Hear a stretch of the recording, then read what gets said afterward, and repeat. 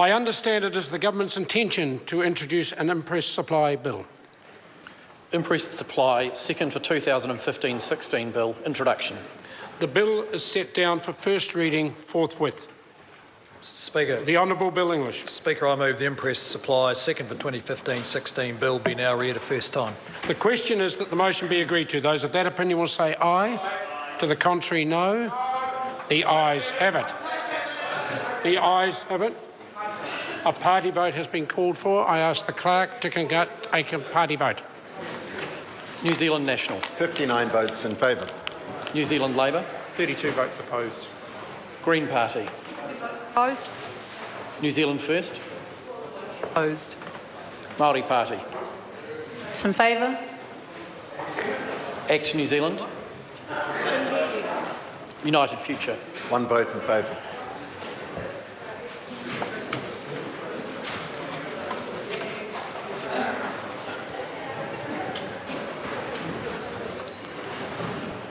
The ayes are 63, the noes are 58. The motion is agreed to. Imprest supply, second for 2015-16 bill, first reading. The bill is set down for second reading forthwith. I call on Government Order of the Day number 1. Appropriation 2015-16 estimates bill, third reading. Mr Speaker. The Honourable Bill English. Mr Speaker, I move that the Appropriations 2015-16 estimates bill be now read a third time and the Imprest supply second for 2015-16 bill be now read a second time. Mr Speaker, this this third reading brings to an end the budget debate for the 2015-16 budget. And Mr Speaker, I want to take this opportunity to remind the House that the fundamental job of the budget is to distribute or to raise the tax and distribute the expenditure, and that is its focus primarily on the business of the government. And I want to acknowledge all those public servants who apply themselves with dedication and professionalism every day. There's been something of a trend in recent years to acknowledge our frontline public servants and also those who work for other organisations funded by government, and I want to do that today because we rely on their efforts to meet the needs of New Zealand's most vulnerable citizens, but also the needs of every New Zealander, often in their time of greatest need. But I also want to acknowledge the back office public servants, Mr Speaker, because putting together a better kind of budget that focuses on getting more impact on the lives of New Zealanders is proving to be an intensive exercise, resource intensive, intellectually intensive and challenging. And many public servants have over the last few years provided a great deal of professional support for the government's objective of doing more for less.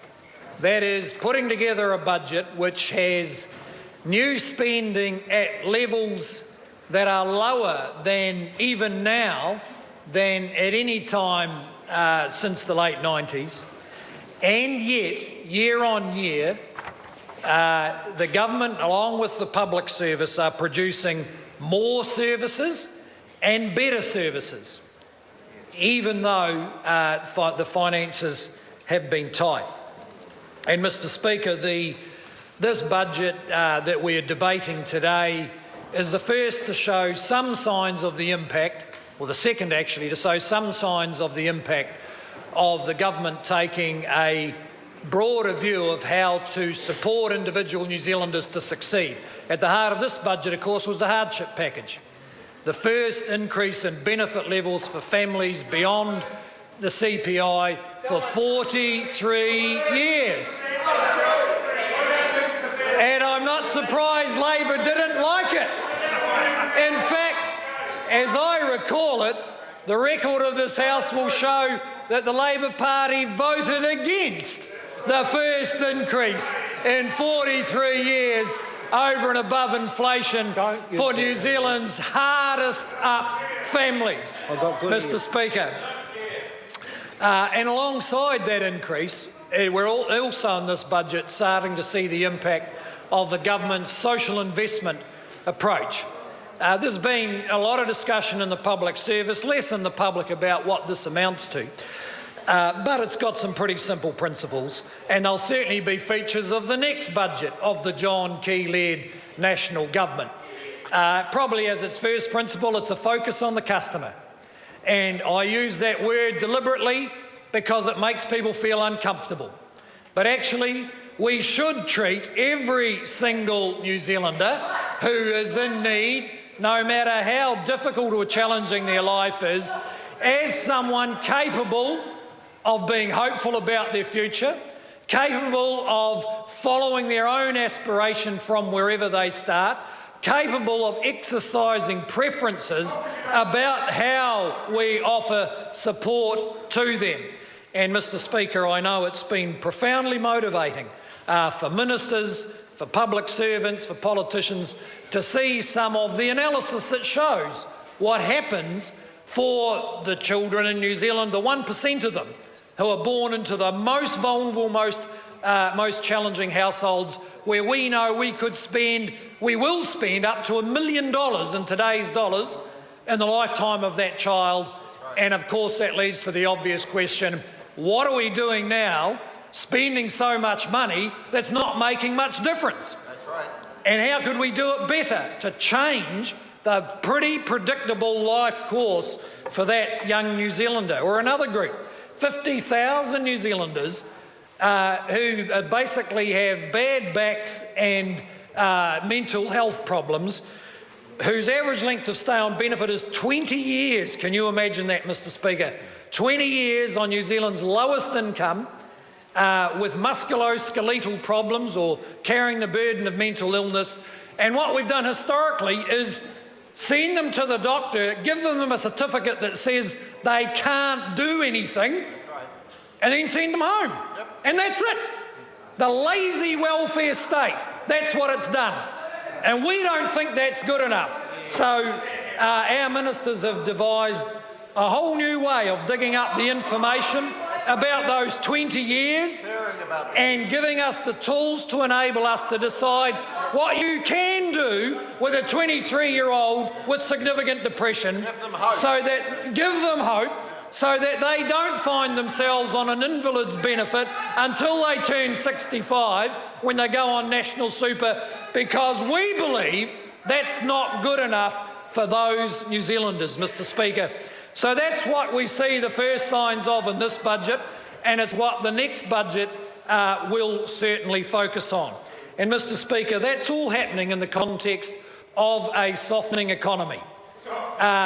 But the good news is, for those who do depend on the government budget for their welfare, that we have an adaptable, resilient economy which will enable the government to sustain the income support and the programs that get them through day to day and week to week. Because in the broader economy, New Zealanders are adapting quickly to events like the sharp drop in the dairy prices.